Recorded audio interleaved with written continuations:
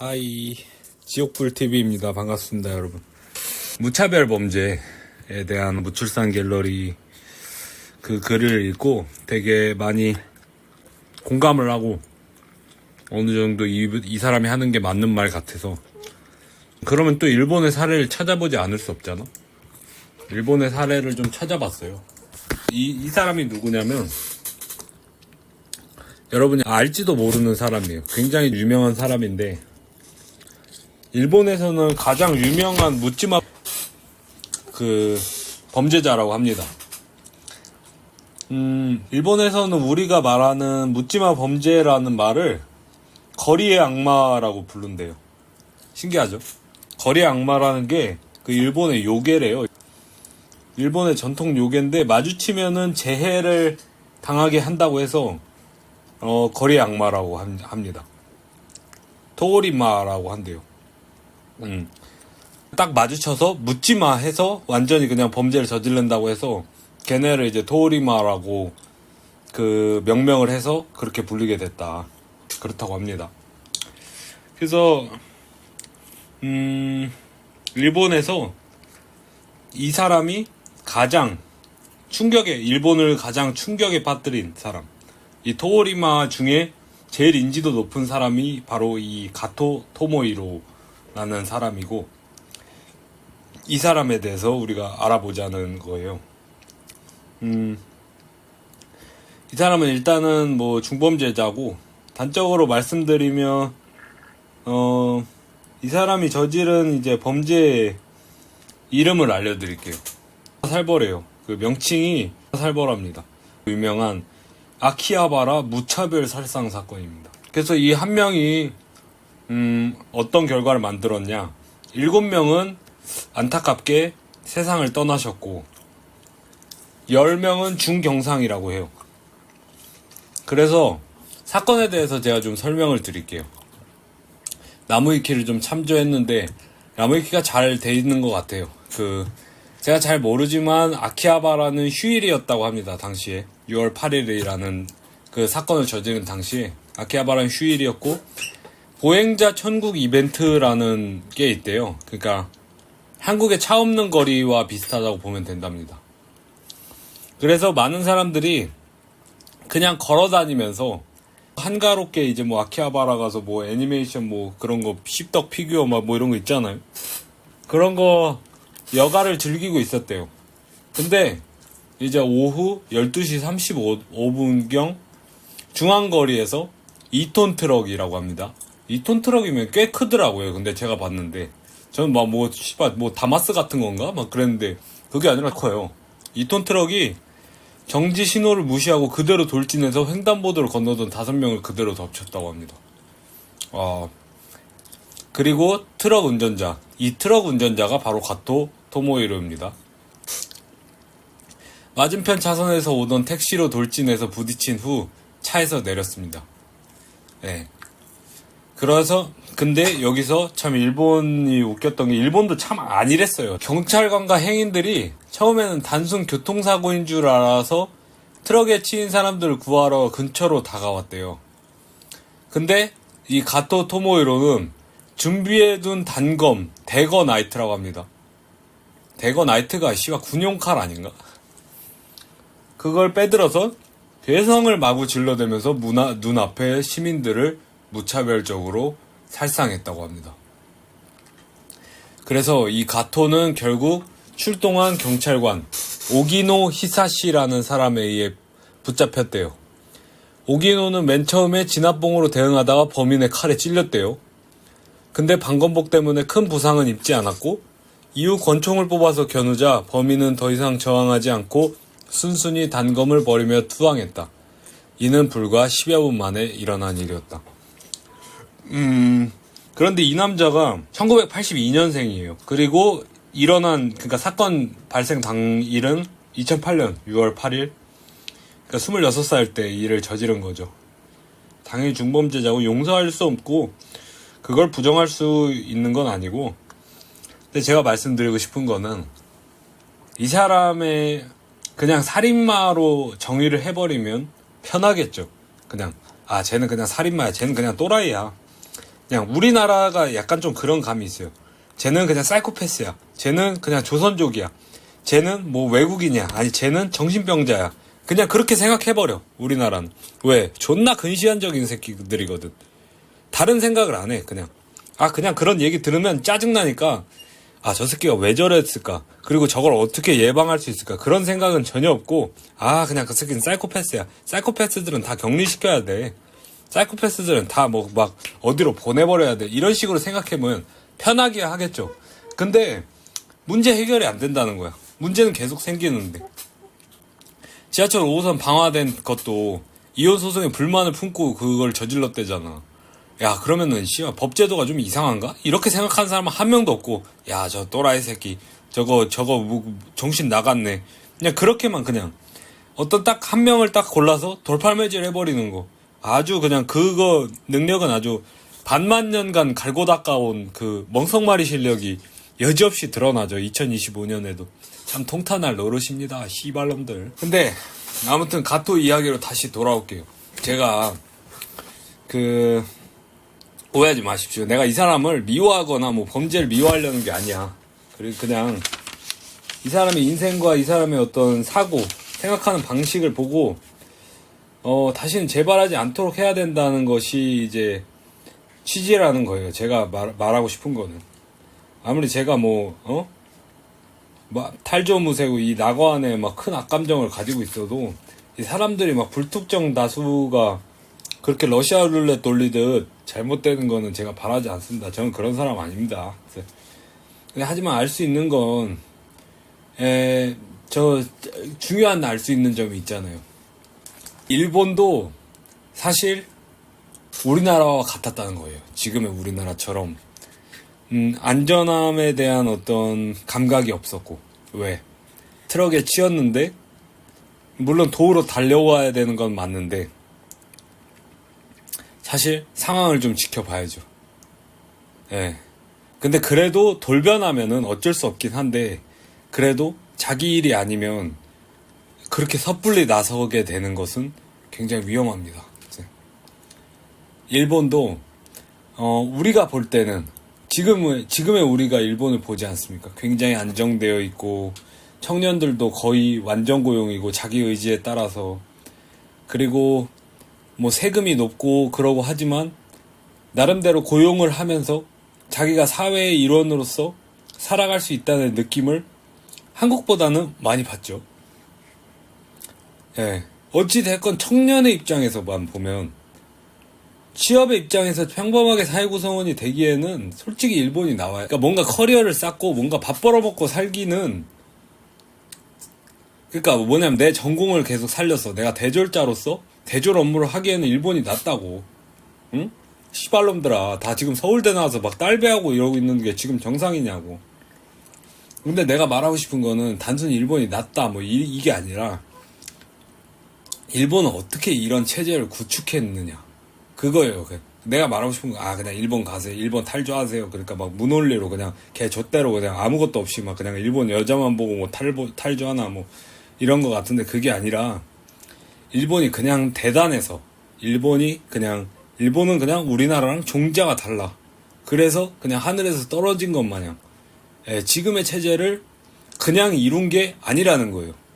일본도 수많은 혼란과 갈등, 지금 보면, 다시 말해 이제 지금의 일본이 되기까지 피땀 눈물을 흘렸다라는 거예요. 고통스럽지만 현실을 직시하고 그 체제를 바꾸고, 이렇게 되면 큰일 나겠구나, 얘네를 이렇게 하면 큰일 나겠다, 이거를 한 거예요.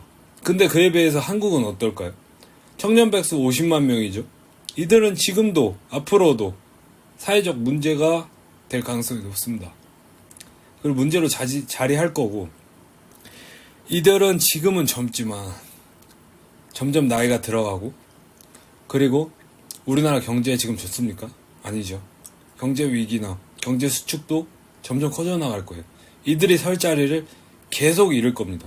한국은 이들을 품지도, 그렇다고 정말 결단을 내려서 이들을 딱 제거해버리고 정말로 뭐 기초수급으로만 살 수밖에 없게 만들어버린 다음에 다른 체제 개선을 한다든지 뭐 AI의 목숨을 건다든지 이런 게 없어요. 그러니까 이들 품지도 못하고 있고 내치지도 못하고 있어. 이도 저도 아니야. 항상 그게 한국의 문제였지. 이도 저도 아니야 진짜로. 이러한 이도 저도 아닌 우유부단한 태도가 결국에는 큰 아쉬움으로 다가오게 될 겁니다. 저는 그렇게 생각해요. 점점 더 위험이 커져갈 수도 있다라는 얘기입니다. 근데 아니 내가 왜 이 얘기를 했지? 근데 가토 이야기로 일단 다시 돌아갈게요. 가토의 나이는 1982년생입니다. 제가 왜 이 나이를 언급했냐면 그 일본 내각부에서 정한 취업빙하기 세대의 나이대예요. 이 나이대가. 사람이 취업이 힘들어지면 이게 남 얘기가 아닌 게 취업이 힘들어지면 사람이 마음에 여유가 없어지고 그리고 뭔가 무시받는다고 생각하고 뭔가 자기가 남보다 못하겠다고 생각하면은 패배자라고 생각하면 그 울분이 정말 사소한 거 그리고 사소한 것까지는 아니더라도 저렇게까지 화를 낼 만한 일인가에 대해서 터져버리는 사람이 생길 수가 있어요. 충분히. 일단은 그의 인간사를 좀 살펴봅시다. 이 사람의 그러니까 일본이 참 어느 정도 치밀하다고 생각되는 게 뭐냐면 이렇게 그 범죄 흉악 범죄를 저지른 사람의 어떤 이력이나 어떤 그 삶의 역사라고 해야 될까요? 그런 걸 다 상세하게 적어놔요. 그 참 좋은 것 같아요. 이런 거는 필요한 것 같아요. 우리가 근데 사실 조선이나 최원종이나 최윤종이나 이런 애들이 정확히 어떤 애들인지 잘 모르잖아요. 무슨 일을 했네, 뭐 얼마를 받았네 이런 것까지 다 적혀져 있더라고요. 그런 건 좀 필요한 것 같습니다. 최원종에 대한 정보는 좀 있거든요, 제가. 근데 조선에 대한 정보는 뭐 경찰이 공개한 게 있는지 없는지 제가 모르겠는데 오히려 그 조선의 페이스북에서 더 많이 봤었던 것 같아요. 네. 걔네들도 한번 다루긴 다뤄야 돼요. 근데 일단은 가토의 어머니는 그가 공부를 못하면 아동학대, 인격적 모욕을 일삼았다고 합니다. 그러니까 공부를 못하면 조인트를 존나 준 거죠. 이건 뭐 남 얘기가 아니죠. 이거 사실 옛날에 그 고려대 합격생이 그 너무 스트레스 받아서 부모한테 끔찍한 일을 저지른 그 사건이 생각나는데 아무튼 근데 어느 정도였냐면 아오모리라고 굉장히 추운 데가 있대요. 그 홋카이도 밑에 거기 출신인데 이 사람이 한겨울에 맨발로 쫓겨났던 적도 있었대요. 일단은 뭐 여기까지만 읽어도 좀 알 수 있죠. 어렸을 때부터 어땠을지 대충 알 수가 있습니다. 이게 사람들이 참 특히 부모들이 우리 세대 부모들도 그렇고 영포티들도 그렇고 조금 착각하는 게 뭐냐면 그 유년기의 압박감과 그 기대에 못 미치는 사람이라는 그 감정을 극복할 수 있을 거라고 생각해요. 모든 아들들이나 딸들이. 근데 그렇지 않는 사람도 있거든. 거기서 그냥 놔버리고 포기해버리는 사람들도 있거든. 그래서 그게 감정의 흉터로 남는 거야. 그래서 자신을 더 포장하게 되고 막 더 이기적인 인간처럼 아니면은 극단적인 인간처럼 될 확률이 있다는 거예요.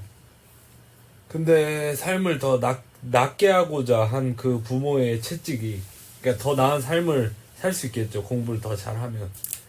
근데 그게 오히려 자식의 삶을 지금처럼 이 가토의 사례처럼 완전히 박살낼 수 있다는 겁니다. 그러니까 우리가 좀 조심해야 돼. 공부도 공부 나름이거든 사실. 공부도 때가 있다고 하는데 저는 그렇게 생각 안 하고 공부는 하고 싶을 때 해야 된다고 생각해요. 그래서 결국은 이제 가토가 일을 저질렀는데 이 가족이 풍비박산이 납니다. 동생은 범죄자의 남동생이라고 손가락질 맞다가 막 맨날 일용직을 하다가 그거를 인정해주는 그러니까 너가 네 형이 그런 짓을 저질러도 나는 너를 사랑해라고 하는 사랑하는 연인과 만났는데 가족들이 극렬하게 반대해서 헤어졌습니다. 그리고 고통 끝에 살다가 스스로 생을 마감했습니다. 그리고 가토를 압박한 어머니 있잖아요. 어머니는 정신질환자가 됐대요. 아버지는 완전한 운둔생활, 막 전기도 수도도 안 쓰는. 그러니까 부모도 자격이 필요한 거예요. 부모도 자기 아이가 어디까지 견디는지, 내성이 어디까지인지, 그리고 무엇을 좋아하고 무엇을 싫어하고 얘를 어떻게 키워야 될지 어떤 그런 명확한 어떤 매뉴얼이 있어야 되는데 씨발 그냥 아무 생각 없이 싸질러 놓으니까 아이들이 힘든 겁니다. 같은 아마 범죄에 저지르지 않았어도 불행했을 것 같아요. 제가 생각하는. 애초에 불행해서 범죄를 저지르는 건지 아니면 범죄를 저질러서 불행해지는 건지 모르겠어요. 근데 아무튼 그의 삶의 일대기가 일본 위키피디아에 자세히 써져 있어요. 상당히 보게 되면은 존나 무섭다. 이 한국의 미래에 고리분둔 청년에 대해서 무섭게 생각한 번역이라 좀 어색할 수도 있는데 읽어드릴게요. 상당히 자세해요. 근데 진짜로 놀랄 만큼 정말 일본스러운 치밀함이 좀 느껴진다고 해야 되나? 네. 일단은 읽어드릴게요. 1982년 9월 28일 아오모리현 고쇼가와라시에서 태어난다. 네. 1998년 4월 그러니까 아오모리 현립 아오모리 고등학교에 입학. 난 깜짝이야. 그러니까 이곳이 어머니가 졸업한 학교이며 어머니가 진학을 바라고 있었다라고 합니다. 이게 뭔가 명문대인가 봐요. 그 아오모리 쪽에서. 그리고 2001년 2월 동고등학교를 졸업했다. 하지만 원하고 있던 홋카이도 대학에 진학을 단념하게 되었다. 그리고 2003년 3월 그러니까 중일본 자동차 단기 대학을 졸업. 그러니까 단기 대학이라는 게 우리나라의 전문대 같은 거래요. 그리고 4월 어머니로부터 자금 제공을 받고 미야기현 센다이시의 아파트를 빌려 혼자 생활을 시작했다. 7월 센다이시의 경비 회사에 취직. 꽤 잘했죠. 근데 3개월 만에 취업에 성공을 한 거야. 그래도 경비사업부에 배속되어 경비원장의 경비원에 배속. 고용 형태는 준사원. 월수는 잔업을 포함해 많은 달로 25만엔에 달했다. 사회초년생인데 250이면 그래도 꽤 많은 거 아닐까요? 뭐 저는 그렇게 생각합니다. 사실 우리나라도 지금 개조소는 250만원 주잖아요. 250만원도 안 줄걸? 씨발 그러니까 일본보다 못해. 아무리 생각해도 씨발 족같네. 2004년 1월 내근으로 이동해 경비 업무에 안건마다 사람을 배치하는 직종에 배속. 월 수입은 고정급이 되어 수치로 17만 6천엔. 왜 줄어버린 거지? 내근이라서 그런 건가? 이런 그 잔업이나 이런 거에 대한 어떤 고통이 있었나 보네요. 4월 어머니로부터 자금 제공을 받고 자동차 운전면허를 취득. 참 특이해요. 근데 이런 자동차 운전면허를 언제 취득했는지 그리고 뭐 30만엔의 자동차를 어떻게 구입했는지 막 이런 것까지 다 적어놓더라고요. 그래서 그 부채를 집니다. 소비자 금융이라는 아무튼 그 햇살론 같은 거예요. 거기서 부채를 져서 300만원짜리 자동차를 삽니다. 22살에. 씨발 나도 나 차 없는데 존나 부럽네. 2005년 2월 직장의 인간관계 불만에 대한 항의 표명으로서 무단결근의 경비회사를 퇴직. 그리고 이 사람이 그런 성향이 좀 있더라고요. 그러니까 일본인 종특인지 모르겠는데 인간관계가 불만이 생겨. 인간관계가 불만이 생기고 안 좋아지잖아. 그러면 퇴사를 한다거나 뭐 따지거나 항의를 하거나 이러는 게 아니야. 그냥 무단결근해서 경비회사를 퇴직을 하는 거예요. 이게 다른 데서도 계속 나옵니다. 그냥 무단결근해서 무단결근하고 근데 이거 어디서 본 것 같지 않아요, 여러분? 이거 요즘 많이 하잖아요. 근데 추노하고 무단결근하고 그게 제가 볼 때는 그거에 맞들리면 빠져나오질 못해. 추노에 맞들리면. 저도 한창 추노했을 때 진짜 추노하러 일 나가기도 하고 막 그랬었거든요. 정말로 추노하는 거에 대해서 그냥 우리가 단순히 웃기는 일로만 치부할 일이 아니라는 생각도 들어요. 왜냐면 이 사람은 어느 정도 결정을 내린 거야. 인간이 믿을만하지 못하다. 그리고 인간과 대화해봐야 헛수고다. 그래서 인간에 대한 불만이나 막 이런 거에 대해서 직접적으로 표현할 가치도 못 느껴서 그냥 퇴직을 해버리는 그런 수준까지 간 거 아닐까. 이건 나의 망상이긴 해. 근데 이 사람에 대해서 뭐 어떤지 모르지. 벌써 죽은 지가 몇 년 됐는데. 아무튼 그렇고 2월에 그래서 이 첫 직장이던 경비회사를 퇴직을 합니다. 그래도 오래 다녔어요. 한 1년 반 정도 다녔어요. 1년 반 정도면 괜찮지. 경비를 1년 반 한 거면은 야루끼가 있는 사람 아닌가? 경비 씨바 개쓰레기잖아요. 일단 4월 경비원들 계시면 죄송합니다.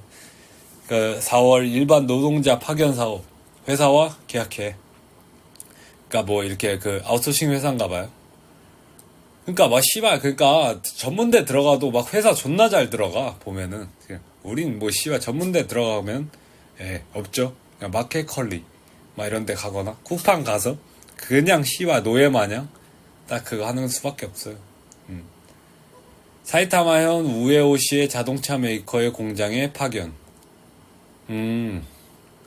아니구나. 그 회사와 계약을 한 게 그쪽으로 파견되는 걸로 계약한 거구나. 난 또 그 아웃소싱 회사에 들어간 줄 알았네. 그게 아닙니다.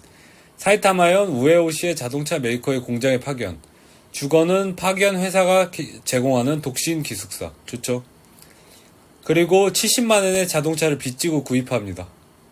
차는 존나 잘 바꾸네, 십새끼. 근데 여기서 보면은 점점 일을 못 버티기 시작해요. 보면은 지금 여기 4월에 들어갔죠. 근데 4월 1년도 잘 안 돼서 2006년 4월 직장의 인간관계의 불만에 대한 항의의 표명으로서 무단결근에 파견회사를 퇴직합니다. 그러고 나서 다음 달에 또 들어가요. 일반 노동자 파견사업 회사와 계약해 이바라키현 스쿠바시의 주택 부품 메이커 공장에 파견. 주거는 파견회사가 제공하는 독신 기숙사. 뭐 씨발 취직은 존나 잘해. 근데 3개월 만에 또 그만둬요. 그러니까 이 사람이 뭐냐면 사람이 점점 회사에 가는데 회사 사람들이 제대로 대해주지 않고 이 사람을 패자라고 무시하고 그냥 파견직이니까 계약직이니까 무시하고 이런 풍조가 있었겠죠. 그러면 사람이 거기서 이악 물고 버티질 않는다니까. 그냥 그만둬버리는 사람이 더 많다는 거예요. 왜? 어차피 세상에 대한 불만이 쌓일 대로 쌓였고 자기가 그 사람들한테 왜냐면 뭔가 의지가 있고 동기가 있어야 그 사람들한테 잘 보이고 뭘 해서 올라갈 생각을 하고 하는 거지. 이럴 게 없어. 가토 토모히로 같은 사람은. 그러니까 그냥 그만둬버리는 거예요. 대화할 필요도 없이. 정말 두렵습니다. 저는 이 가토 토모히로의 사례로 우리나라가 정치인들이 특히 그리고 공직자들이 이런 거 범죄 방지 대책 막 이런 거 세우는 사람들이 이 사람 좀 참고해야 된다고 봐요. 근데 안 하겠죠. 병신 새끼들. 십새끼들. 8월에 그만둬요. 직장의 인간관계에 대한 불만에 대한 항의 표명으로서 무단결근에 파견회사를 퇴직. 어머니에게 전화했다. 메일을 받은 친구들은 다시 생각하도록 설득하는 메일을 답신했다. 그래도 친구들이 있습니다. 근데 이것도 슬픈 일이에요. 한국이랑 달리 일본은 뭐 한국의 친구 관계만큼 뭐 깊지 않다 이지라 하는데 요즘에 한국 청년들은 달라요. 요즘 한국 청년들은 아마 연락할 사람 거의 없을걸요? 무슨 일 터지고 막 해도? 그러니까 한국이 훨씬 더 단절된 거야. 조팔육 때나 존나 극심하고 영포티 때나 심했지. 지금 우리 세대 사람들은 서로 별로 연락도 안 하고 단절돼 있죠. 슬픈 일이에요. 근데 이게 지금 이 가토 토모히로보다 더 심각할 수도 있다니까. 애초에 저도 연락하는 사람 한 명밖에 없어요. 친구 중에. 그러니까 저도 두렵죠. 솔직히 얘기해서. 9월 어머니는 다음에 일이 정해질 때까지 잠시 집에서 휴양하도록 권했다. 가을 고등학교 시절 친구들과 종종 음식을 먹고 환담했다. 어머니로부터 자금 제공을 받아 대형 자동차 운전면허를 취득. 그러니까 보면은 살아가려고 뭔가 계속 노력은 하고 있어. 2007년 1월 아오모리 운송회사의 대형 수송차의 운전자로서 취직.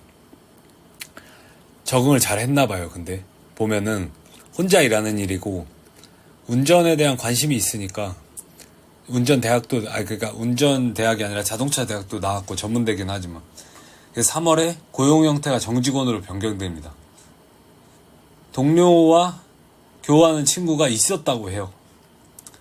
그래서 이제 7월에 나와서 집을 나옵니다. 어머니네 집에서 있다가 집을 나와서 아오모리의 시내 아파트를 빌려 혼자 생활을 시작했습니다. 네. 근데 정직원으로 됐는데 잘 못 버텨요. 9월에 보면은 인터넷 게시판에 투고자와, 그러니까 인터넷 뭐 DC 인사이드 같은 게 있었나 봐요. 그래서 그 사람이랑 뭐 현장 모임을 하려고 2주간의 여행을 위한 휴가 신청서를 작성을 했는데 그게 당했대요. 그래서 그거에 대한 항의의 표명으로 결근해서 운송해서 퇴직을 했대. 그리고 여행을 결국 갑니다. 그 퇴직을 해서. 그리고 그 DC 인사이드 이용자한테 이제 살자 할 생각이라고 메일을 보내고, 그 메일을 받은 사람들은 재고해봐라라고 설득을 한다고 합니다. 이때부터 제가 볼 땐 만성 우울증이나 뭐 이런 게 있었을 것 같아요. 그리고 11월에 재취업을 해요. 관동 자동차 공업의 시즈오카현 공장에 파견됩니다. 월수는 잔업이나 출근이 많은 달은 수치로 20만엔, 잔업이나 출근이 없는 달은 수치로 14만엔. 근데 여기서 뭐 교우하는 친구가 없었다고 합니다. 그러니까 첫 직장보다 일이 더 줄어든 거야. 그러니까 수입이. 그럼 얼마나 우울함을 느꼈겠어요. 나이는 들어갔는데. 그러고 2008년이 됩니다. 결국엔 5월 파견 회사가 6월 말에, 그러니까 일은 잘 하고 있었어요. 그래도 6월 말에서 파견 계약의 해지와 희망자에게 다른 파견처를 소개한다고 통보했기 때문에 다른 파견처에서 취업하기로 했습니다. 그런데 DC 인사이드에서 뭐 문제가 생겼나 봐요. 거기서 게시판 거칠기가 떠나 고독을 느끼고, 이게 뭔 소린지 모르겠네. 그러니까 아무튼 DC 같은 느낌이었나 봐요. 네. 근데 거기서 DC에서 이제 그 사건을 일으키겠다고 예고를 한 거죠. 그리고 6월에 구조조정 통고를 받고 탈의실에서 자신의 작업복을 찾을 수 없는 것. 아마 이런 것도 근데 좀 직장 내 괴롭힘이었겠죠. 아마 이지매나 이런 게 있었겠죠. 이 사람도 그러니까 거기서 결국 그대로 무단 결근해서 직장 포기하고 결국에는 6월 8일 사건을 일으킵니다. 이게 가토의 일대기예요. 존나 길죠. 아니 어떻게 이렇게 존나 자세하게 적어놓은지 모르겠어. 예. 이 사람의 특징이 뭐냐면 자기를 되게 패배자다, 엠생 막 이런 거 DC 감성이 있었나 봐. 그러니까 그때도. 그리고 그거를 받아들이려고 노력을 해야 된다 뭐 이런 식으로 얘기를 막 많이 적었대요. 근데 여러분, 근데 아무리 생각해봐도 인간은 인간이잖아. 인간은 패배하도록 디자인되지 않았어요. 이게 패배도 패배 나름이지. 아니 패배도 뭐 트럼프랑 바이든이랑 선거하는데 바이든이 패배했다, 이 정도 패배야 뭐 받아들일 수 있지. 근데 이 가토 토모히로의 패배는 그것과는 다른 수준 아닙니까? 이 패배는 야 그냥 병신아, 너는 평생 니트로 비정규직으로 살아. 그냥 그렇게 전전해. 알겠지?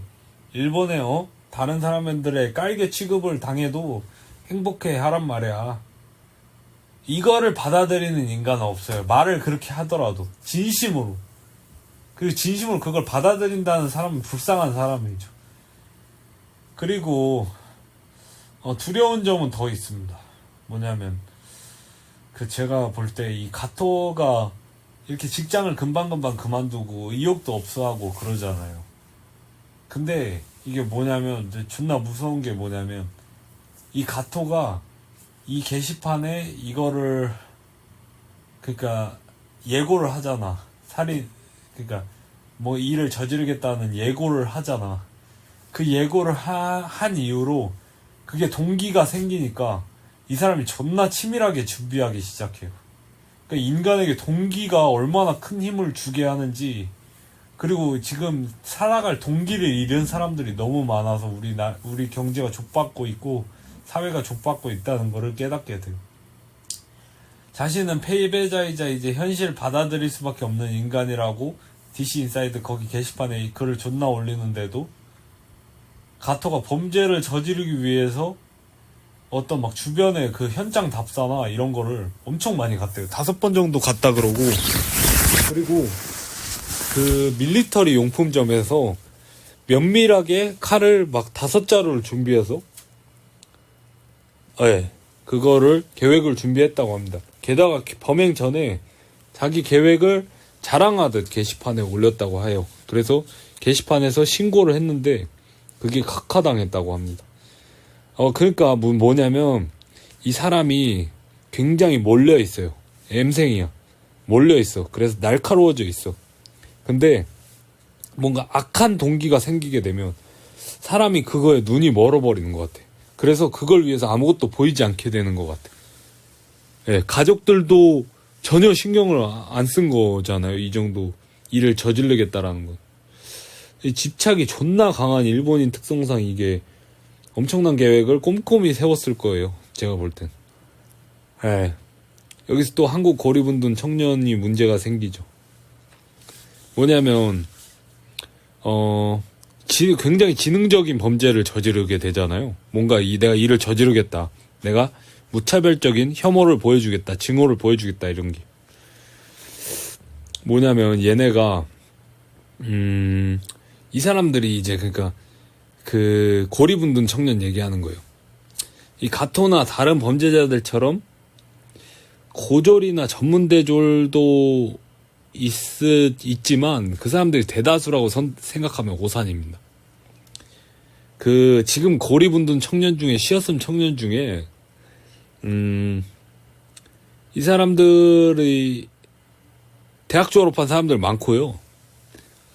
걔 중에는 이제 명문대도 있어요. 이 사람들이 자신의 어떤 그 인생에 젊음을 날려버렸지. 근데 여전히 머리는 좋잖아요. 이 사람들이 만약에 사회의 불안 세력이 된다고 생각해보세요. 머리는 좋아.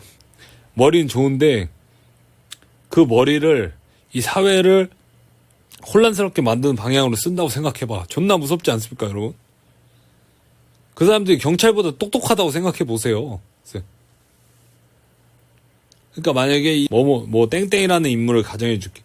이 친구가 만약에 한양대 화학과를 입학했는데 화학과에서 만난 여자친구한테 만약에 무고를 당했어요. 그래서 전과가 생겼어요. 그래서 학교를 중퇴했어. 그리고 학교를 중퇴했으니까 뭐 할 수 있는 게 없지 않습니까? 고졸이니까. 일용직을 전전하다가 허리를 심하게 다쳐요. 공부만 했으니까. 펜 때만 많이 굴렸으니까.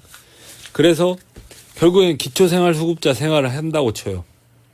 근데 어느 날 유튜브에서 너무나 신나게 대학 축제를 즐기고 있는 사람들과 연예인들의 모습을 보게 돼요. 근데 거기서 눈이 돌아버리는 거야. 그래서 그 땡땡이는 문득 자기를 이렇게 몰아붙인, 그리고 자기를 결국 이 꼴로 만든 대학과 어떤 여자, 사람, 사회에게 갚아줘야겠다라는 생각을 만약에 한다고 생각해 봅시다. 그래서 자신의 화학적 지식을 이용해서 끔찍한 일을 벌일 가능성이 있어요. 이런 게 없을 것 같아요? 이런 거 다 찾으면 나와요. 근데 전국에 다 있어요. 이런 애들은. 지금의 우수한 노는 인재들이 이대로 가다가는 이런 일을 벌일 거라는 거예요. 제가 생각하는 건. 조선, 최윤종 이런 애들 있잖아요. 얘네는 그냥 IQ 75인 애들이에요. 근데 얘네들도 사전 답사하고 무기 준비하고 장소 선정하고 대상물색 하는데 상당한 지능적 태도를 보입니다. 근데 솔직히 75면은 경계성 지능은 고사하고 거의 걸어다니는 돌고래급이에요. 근데 얘들도 경찰이 막지를 못했습니다. 근데 경찰보다 더 똑똑하다고 평가될 만한 애들을 걔네가 불특정 다수에게 증오를 표출할 계획을 세운다? 얘네는 치밀하게 하겠죠. 막 뭐 살인 예고하겠다 뭐 하고 이런 거 안 할 거예요. 얘네는 그냥 정말 딱 준비해가지고 빵 터트릴 거예요. 존나 무서운 일 아닙니까? 저는 진짜 두려워요. 정말로. 왜? 이 범죄자가 경찰보다 더 똑똑하면 골치 아파지거든. 씨발. 다크나이트 봤잖아. 조커 봐봐. 절절매잖아, 경찰들이. 그렇게 될 날이 머지 않았다니까. 진짜 두렵습니다, 저는. 좀 뭔가 대책을 세워야 된다고 생각해요.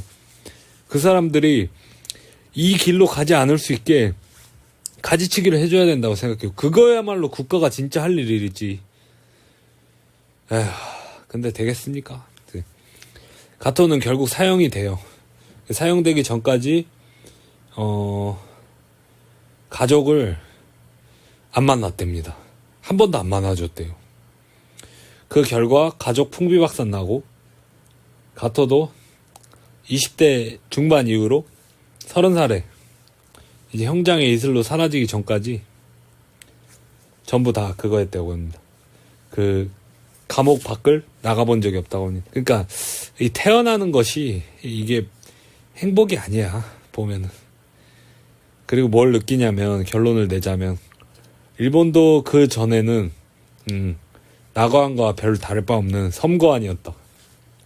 근데 이러한 사건이 계속 일어나자 이 결단을 내리고 체질 개선을 시도를 해서 간신히 그래도 돌려놓은 거예요. 아, 청년들이 이거 구직 제대로 안 되고, 그리고 청년들 계속 괴롭히면 청년들 사고 치는구나. 야, 이거 좆되겠다. 잘못하면 큰일 나겠다. 예, 그래서 체질 개선에 대한 대가를 치렀고, 그러니까 지금의 청년들은 예전 세대, 취업빙하기 세대의 피와 땀과 눈물로 얼룩진 일본의 고용시장의 바닥을 밟고 서 있는 겁니다. 한국의 취업빙하기는 이제 시작이죠. 대비를 해야 됩니다, 우리가. 하지만 이제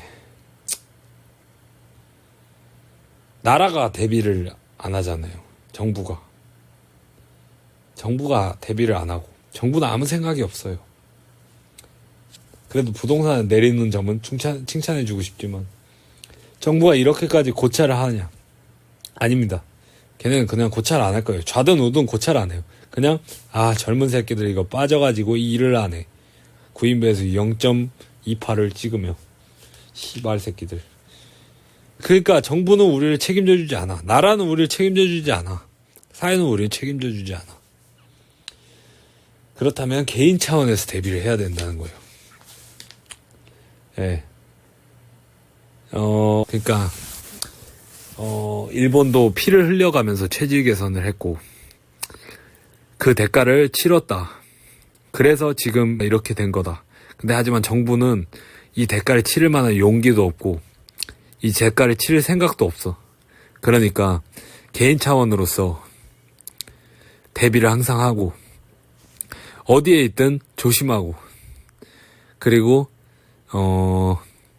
만약에 자식을 기른 사람이라면 유년기에 자식에게 너무 가혹하게 대하지 말라.